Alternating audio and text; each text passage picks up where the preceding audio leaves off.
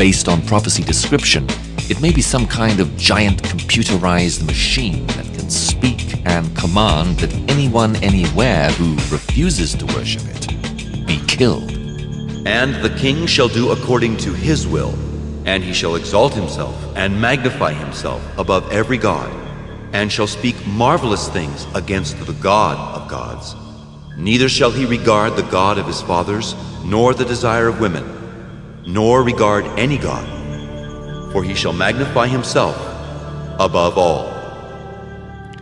This is when the Antichrist insists that everyone receive the mark of the beast, perhaps a computer chip inserted in their forehead or an identification number in their hand, which permits them to buy or sell, and without which they cannot trade.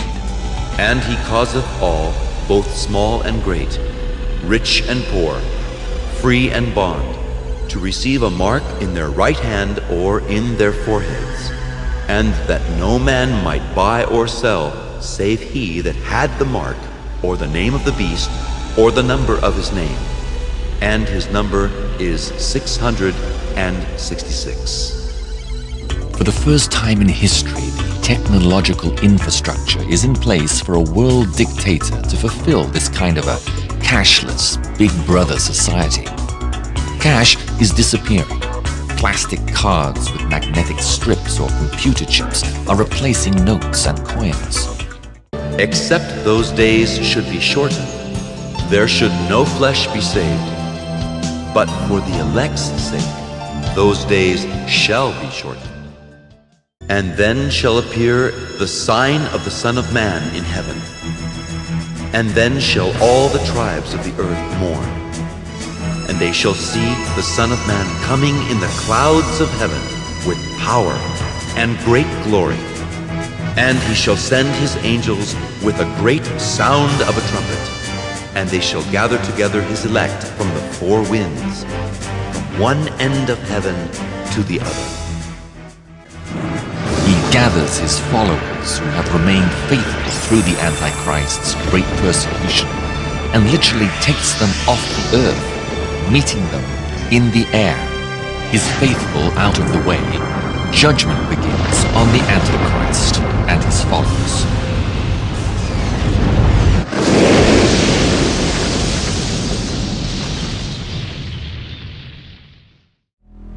And I heard a great voice out of the temple, saying to the seven angels, Go your ways, and pour out the vials of the wrath of God upon the earth.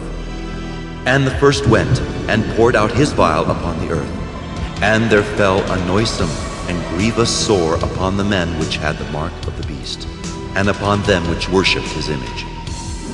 And the second angel poured out his vial upon the sea, and it became as the blood of a dead man, and every living soul died in the sea. And the third angel poured out his vial upon the rivers and fountains of waters, and they became blood. And the fourth angel poured out his vial upon the sun, and power was given unto him to scorch men with fire. And men were scorched with great heat, and blasphemed the name of God, which had power over these plagues. And they repented not to give him glory. And the fifth angel poured out his vial upon the seat of the beast, and his kingdom was full of darkness, and they gnawed their tongues for pain, and blasphemed the God of heaven because of their pains and their sores, and repented not of their deeds. And the sixth angel poured out his vial upon the great river Euphrates, and the water thereof dried up, that the way of the kings of the east might be prepared. And he gathered them together into a place called in the Hebrew tongue Armageddon.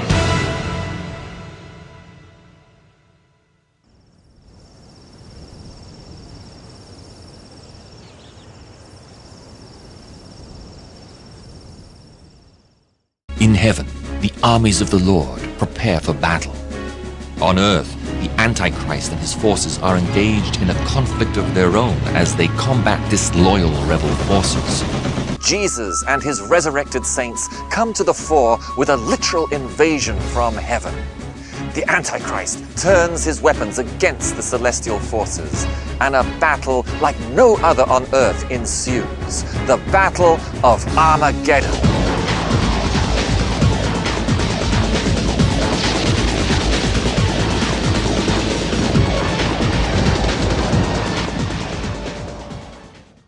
The noise of a multitude in the mountains, like as of a great people, a tumultuous noise of the kingdoms of nations gathered together. The Lord of hosts mustereth the host of the battle. They come from a far country, from the end of heaven, even the Lord, and the weapons of his indignation to destroy the whole land. Howl ye, for the day of the Lord is at hand, and I will punish the world for their evil, and the wicked for their iniquity. And I will cause the arrogancy of the proud to cease, and will lay low the haughtiness of the terrible.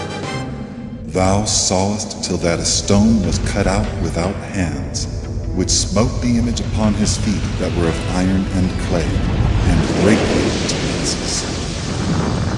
Jesus is often referred to as the cornerstone, the beginning of a new and spiritual temple foundation.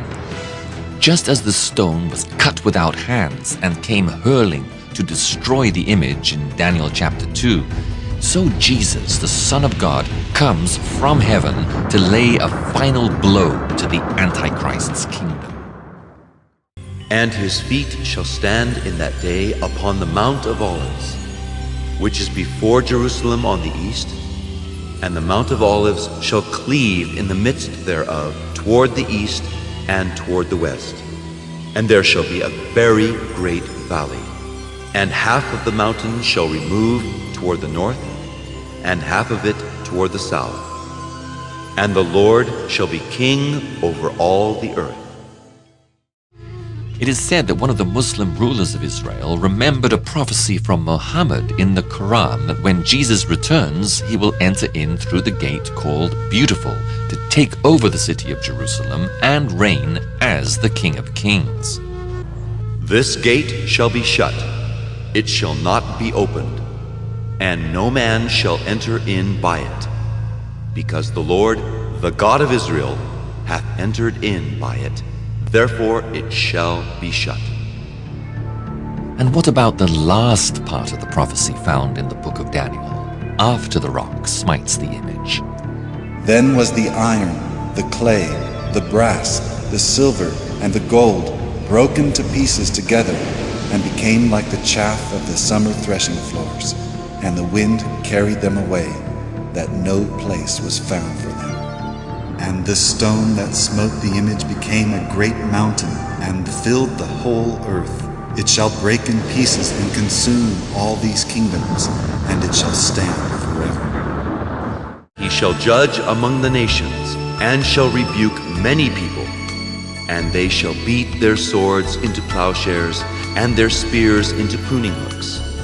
Nation shall not lift up sword against nation, neither shall they learn war any more. For the Lord hath broken the staff of the wicked, and the scepter of the rulers. The whole earth is at rest, and is quiet. They break forth into singing, and the parched ground shall become a pool, and the thirsty land springs of water, and the desolate land shall be tilled. And they shall say, This land that was desolate is become like the Garden of Eden. The wolf also shall dwell with the lamb, and the leopard shall lie down with the kid, and the calf, and the young lion, and the fatling together, and a little child shall lead them. And the cow and the bear shall feed their young ones, shall lie down together, and the lion shall eat straw like the ox. God will touch the entire creation. And in the millennium, everything will be under God and with God. And I believe also you'll see that it will affect the animals, it will affect the birds, it will affect every creature. They shall not hurt nor destroy in all my holy mountain. For the earth shall be full of the knowledge of the Lord, as the waters cover the sea.